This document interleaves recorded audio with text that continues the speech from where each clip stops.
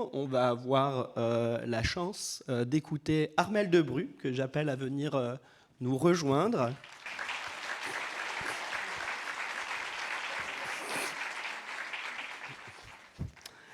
Alors Armelle Debru va nous faire son intervention sur un nouveau mot. Voilà, ces interventions sont devenues célèbres dans les universités d'automne, elles scandent les universités d'automne. Et aujourd'hui, nous allons entendre un mot un peu spécial, et même, je dirais, un peu étrange. Quand ? Voilà, Armelle, je te laisse la parole.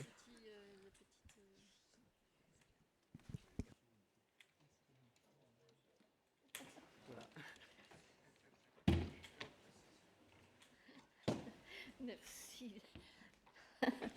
Je pense que ça va bien comme ça. Oui, évidemment, c'est une surprise aujourd'hui que je vous fais, avec ce mot qui n'en est pas un d'ailleurs.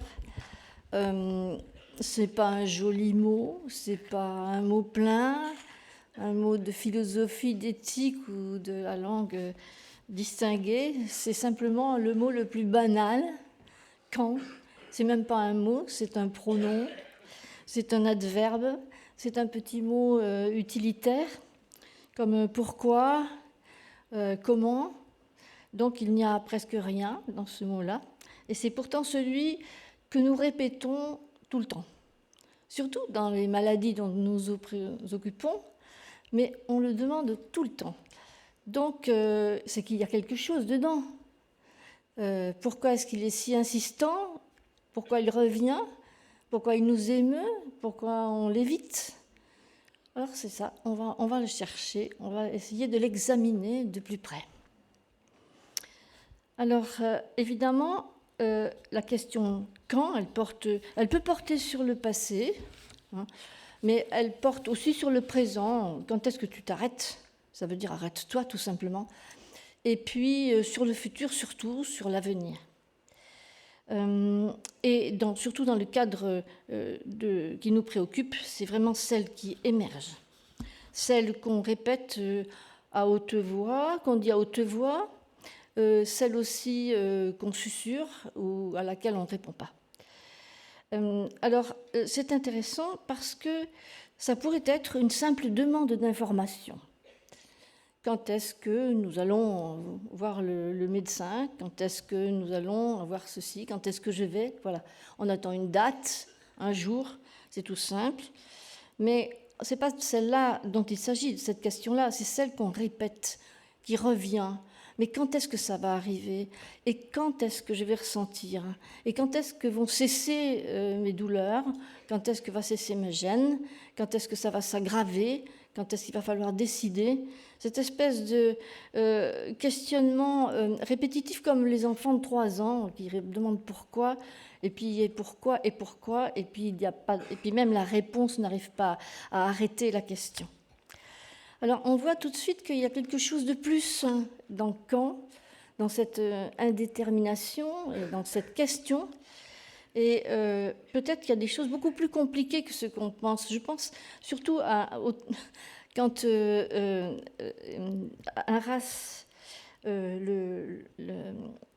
celui qui s'occupait Daniel Arras, qui s'occupait des tableaux et qui était philosophe esthétique, et qui disait, en regardant un certain tableau, on n'y voit rien.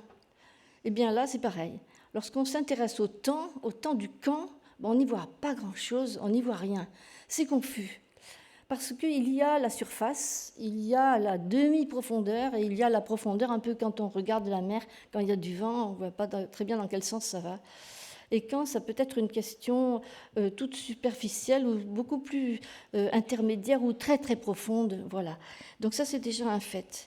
Parce qu'il ne s'agit non pas tellement de savoir une date, quand est-ce qu'il va y avoir ceci, cela, que de dessiner une sorte de mutation. Au fond, quand une personne parle de son avenir, ou quand on lui parle de son avenir, c'est pas la temporalité toute simple, c'est une histoire, l'histoire d'une personne, et surtout sa mutation. Et ce qui est en jeu, c'est vraiment ça, c'est très curieux, c'est mystérieux. Comment est-ce que nous allons muter, nous, quand il va nous arriver ceci ou cela, progressivement? Quand est-ce que nos proches vont muter. Je crois qu'il faudrait peut-être penser en termes de métamorphose et de mutation, ce qui change un peu l'idée simplement d'une temporalité simple. Et d'autre part, le quand dont on parle, c'est quelquefois tout simplement le temps du retour. On l'a évoqué très légèrement hier, mais c'est vrai que très souvent, l'idée de quand, c'est quand est-ce que je me retrouverai comme avant ? Quand est-ce que je retournerai à mon état antérieur ? Quand est-ce que je serai moi ? Vous vous souvenez, dans le film qu'on a vu, Mon vieux, c'était un petit peu ça. Mais quand est-ce que je retrouverai mon autonomie ? Quand est-ce que je pourrai faire ce que je faisais autrefois ? Dans le fond, on se rappelle les vers de Du Bellay, hein, « Quand reverrai-je, hélas, de mon petit village, hein, fumer la cheminée », etc. Donc, quand reverrai-je, hélas, de mon petit village, c'est vraiment le retour d'Ulysse. Hein, c'est comme, d'ailleurs, le poème s'appelle Le retour d'Ulysse dans sa patrie. Et c'est bien un retour, mais ça, c'est hélas. Et je crois qu'on n'a pas fait attention à hélas. C'est-à-dire, est-ce qu'on y croit vraiment ? Est-ce qu'il y a un doute ? Dans cette nostalgie, il y a quelque chose d'interrogatif. Peut-être que nous pensons aussi retrouver un jour, hélas, peut-être. Et on se rappelle aussi un autre vers qui m'est revenu, celui de Charles Péguy, à propos du départ de Jeanne d'Arc qui quitte Sameuse. Elle dit « Quand nous reverrons-nous et nous reverrons-nous ». C'est ça, au fond. C'est quand nous reverrons-nous et nous reverrons-nous. Le même doute, la même question du doute qui se pose à quand est-ce qu'il va se passer et quand est-ce que je pourrai me retrouver moi-même. J'en doute quelque chose comme ça. Voilà. Donc la poésie nous permet de rêver, précisément, nous permet d'imaginer, mais aussi nous permet d'être un petit peu lucide dans ce retour. Alors maintenant, puisqu'on est dans l'indécision, dans l'indécis, dans l'imprécis et dans le questionnement, c'est le moment de s'intéresser aux mots. C'est une promesse quand même. Quand ? Mais qu'est-ce qu'on peut dire de quand ? C'est bizarre.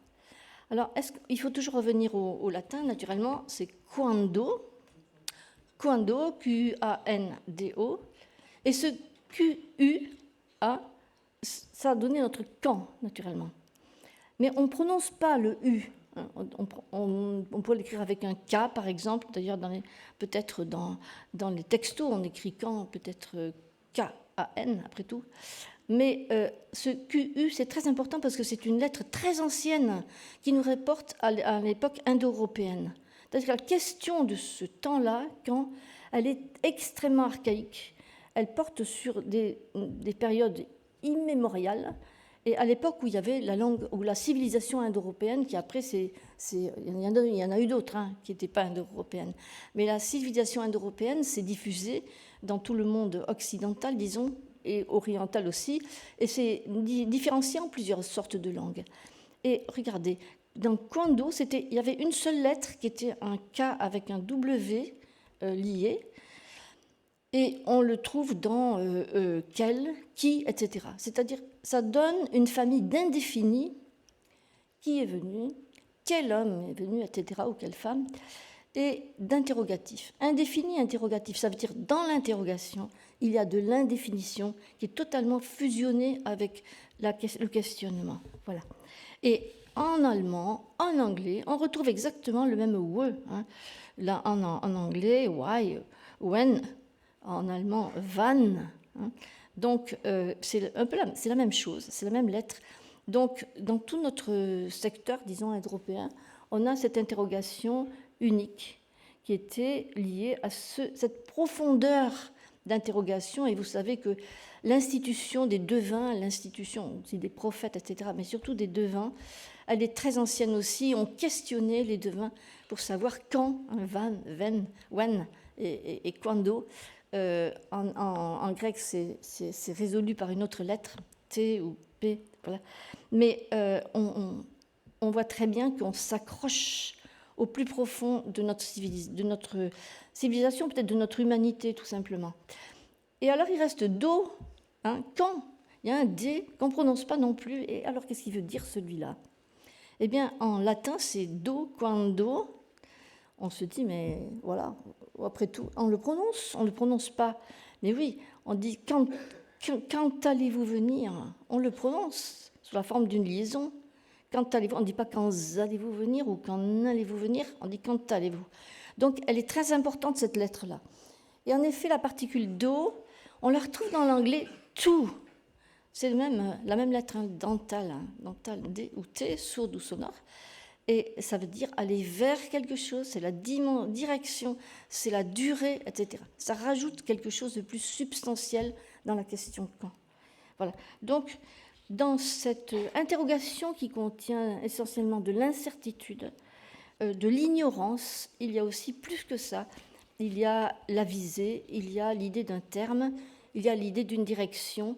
Donc, on est assez étonné de voir que quand nous disons quand, eh bien, on charrie toutes sortes de significations qui sont aussi riches et aussi lourdes. Et enfin, il y a quelque chose qu'il faut aussi avoir en tête, c'est la question non seulement de la question, quand, mais du questionnement. C'est assez intéressant parce que on s'est rendu compte que le questionnement, enfin on a étudié le questionnement sous la théorie des actes de langage récemment, enfin, au début du XXe siècle. Les actes de langage, c'est quand on dit quelque chose et qu'on le fait en même temps.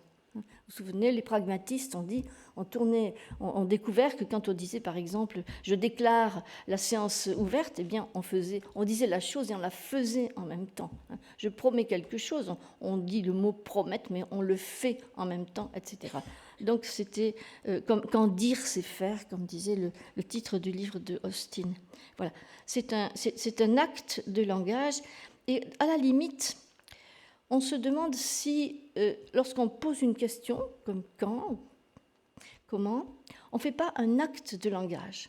C'est-à-dire qu'on essaie en même temps de poser une question intellectuelle, disons, abstraite, et on fait quelque chose avec sur l'interlocuteur. Parce que poser une question, c'est interroger l'autre, c'est agir sur, c'est demander, exiger en quelque sorte une réponse, c'est solliciter, c'est anticiper un savoir, c'est espérer, attendre, mais aussi suggérer, déduire, confirmer.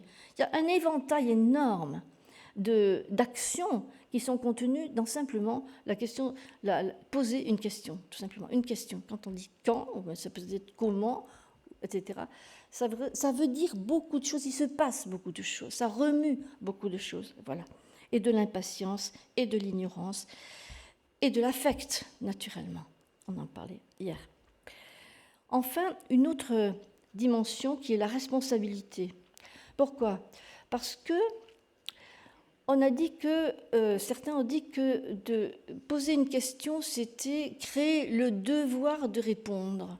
Avec un autre, on établit une sorte de contrat qui est je crée une obligation et contre l'obligation de répondre. C'est la responsabilité de poser une question, c'est aussi obtenir en retour la responsabilité de répondre. Et là, en tant que soignant, en tant que proche, si on est chargé de cette responsabilité, il faut la prendre au sérieux.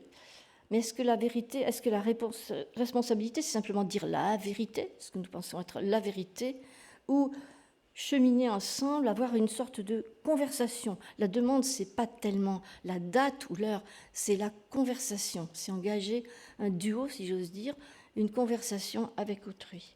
Voilà. Et c'est ça, la responsabilité qui se prend avec une certaine solennité. Répondre de ou répondre à, c'est un petit peu la même chose. C'est engager une responsabilité. Voilà. Alors, en conclusion, je pense qu'il faut ne pas se cacher, voiler la face. Il faut du courage, et pour poser une question, et pour être engagé dans un questionnement et d'engager dans la réponse.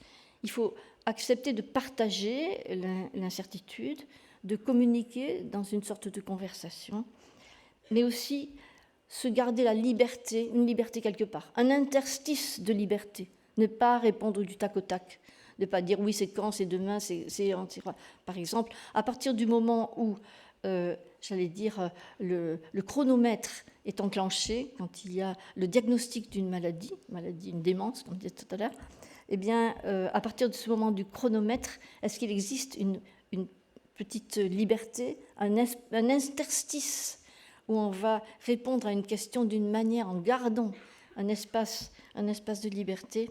Ça, c'est à voir. En tout cas, on se rappelle la pauvre Madame du Barry qui demandait au moment d'être décapitée, elle se tournait vers le bourreau, elle aurait dit « Encore un moment, monsieur le bourreau ». C'est un petit peu, on peut toujours rêver, hein, on peut toujours essayer. Il faut avoir le courage de demander cet interstice de liberté, cet interstice de répit, si j'ose dire. Oui, de répit, ça nous va.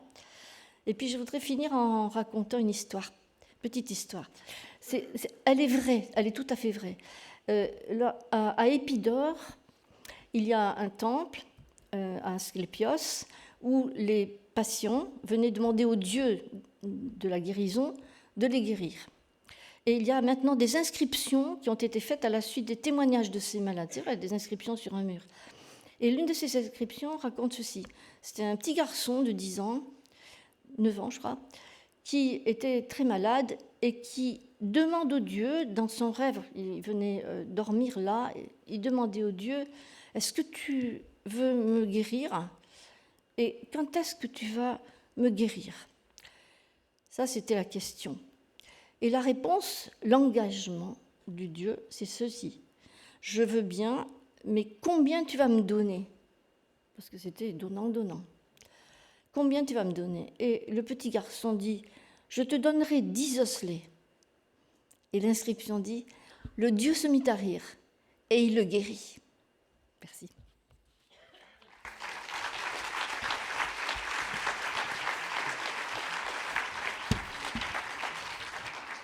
Merci beaucoup, Armelle Debru.